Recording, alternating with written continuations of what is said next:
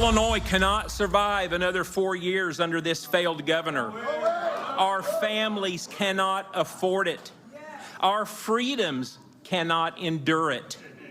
That's why tonight, right here, right now, I am announcing that I am running for the governor of Illinois. Well, after weeks of speculation about his plans, Darren Bailey has officially entered the Republican race for governor. Former state senator easily won the GOP primary back in 2022, but lost the general election to Governor Pritzker by nearly 13 points. The Bailey campaign says his latest bid for statewide office will be different, with new running mate Aaron Del Mar and a promise to change the rhetoric out on the campaign trail. But Bailey isn't the only one looking to stop Governor Pritzker from a third term. My guest this morning is Colin Corbett, Republican political strategist and founder of Core Strategies. Colin, good to see you. Thanks for joining me. So we get former Republican governor nominee Darren Bailey and his running mate, Aaron Del Mar. They're in the race. Bailey's team says we're going to see a change in his style. He's going to approach it differently. What are you looking for in the Bailey 2.0 run? You're looking for somebody who can communicate to everyday voters outside of his, I'll say his bubble, his region. It's not just the suburbs. There are pockets throughout the state that don't necessarily think the same way that maybe Darren might, or speak the same way that Darren might in his region. So you're looking for somebody who can communicate effectively to everyday Illinoisans. And we're just looking for campaign infrastructure. You know, he didn't raise much money last time, which made it really hard for him to fight back. And so you're looking for a stronger campaign from top to bottom. That's what we're looking to see. So speaking of raising money, he's not the only one in the race. I want to point, he's probably the best known, but let me point to a couple of other candidates in this race. Ted Dabrowski, who of course is a conservative researcher, used to run wirepoints.org, Illinois Policy Institute. He's funding his own campaign thus far with a $250,000 loan. So it's he comes into this saying, look, I'm not part of the political sphere. How do you view his chances? Yeah, Dabrowski's actually done quite well in fundraising since the loan that you mentioned. He's raised nearly $1 million. And so there's certainly some hope that he could make this at least a two-person race to give Republican primary voters a chance. Dabrowski's a policy expert. He knows policies like the back of his hand. That certainly would help him should he win, let's say, the governorship. The question really is, can he connect with everyday voters? That's what we're looking to see as sort of those of us watching this field. But he's just started to construct his campaign. So we're going to be watching really closely. As you said, Bailey's going to start up the front runner, but there's a lot of people, influencers on the Republican side, if you will, who have started to align with Dabrowski because they're looking for maybe something different this next time around. So Dabrowski does have good chances in this race, but he's going to start from behind. So we're going to have to see him put together a winning campaign, and that's what we're waiting to see. And I think the first one to toss his hat in the race was DuPage County Sheriff James Mendrick. He's been in law enforcement since 1996, a sheriff since 2018. Now, he has said that his main concern is public safety, and not so much the Trump factor here. But how do you view Mendrick?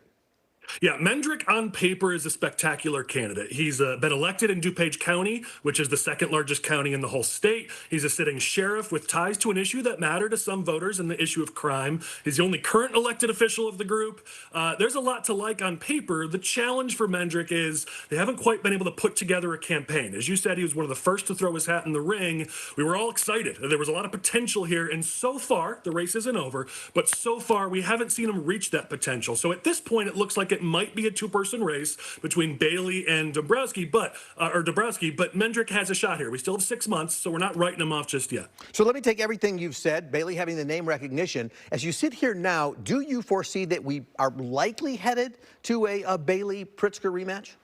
I mean, you've got to say he's the odds-on favorite. That's what the data is going to say. That's what logic tells you. The question comes in, can he put it together between now and March 17th, the primary date? A lot of his former donors have moved over to other candidates, and there's just a lot of questions. He didn't win 4 years ago. He ran for Congress 2 years ago and wasn't successful. We've all been promised, and it sounds like you too, we've all been promised this time will be different, so we want to be fair and give him that shot, give him that chance to prove that it's different. But there are a lot of people who are skeptical. So I wouldn't say this race is over just yet. Bailey, of course, is going to be the odds-on favorite.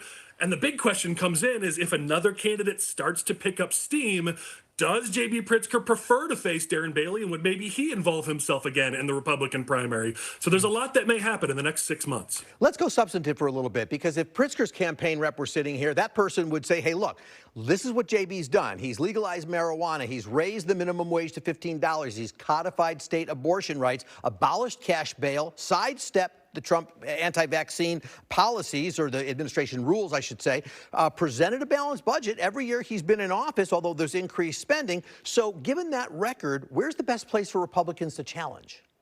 Yeah, there's three key things here that make Pritzker vulnerable this time, more so than he's ever been. First is simply he's got a split focus. Everybody knows he's angling to try to run for president very soon, and the message and the actions that resonate with a Democratic primary national audience don't necessarily resonate with an average Illinoisan in this Midwestern state that we live in. So that does create opportunity for Republicans, and we've even seen it in some polling where voters don't love that idea that Pritzker's not running for a full term. He's likely running as a stepping stool to go for president. So that's the first potential vulnerability for Pritzker.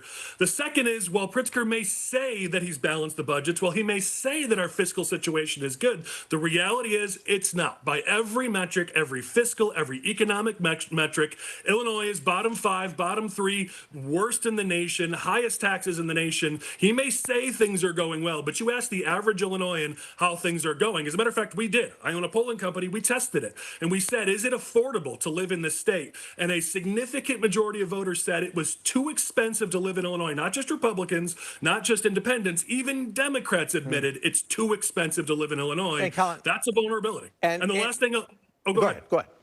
All right, the last thing I'd say is this. As Pritzker has had split focus, you've seen mismanagement. Maybe he didn't have as many problems early on when he became governor, but as he's sort of been pulled 1,000 different directions, we're starting to see cracks form and signs of mismanagement in his government. Things as heartbreaking as at DCFS, where 1,200 plus young people have lost their lives since 2018, and DCFS, Pritzker controls that. You've seen on the fiscal side, where report after report comes out where there's waste, fraud, and abuse of taxpayer dollars. We just saw it in the Department of Corrections this week, where Pritzker's Department of Corrections employees were taking time off and then coming into work so they could get paid overtime that day. We see things like that over and over. And so there are cracks that have formed.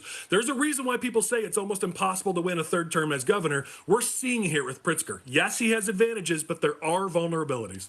All right, we covered a lot of ground. Still so much to talk about. We got the Illinois Senate race. We've got the Trump factor. We're going to do that some other time, so I'm going to have you back, and I appreciate your time today. Thanks so much, Paul. Have a good Sunday morning.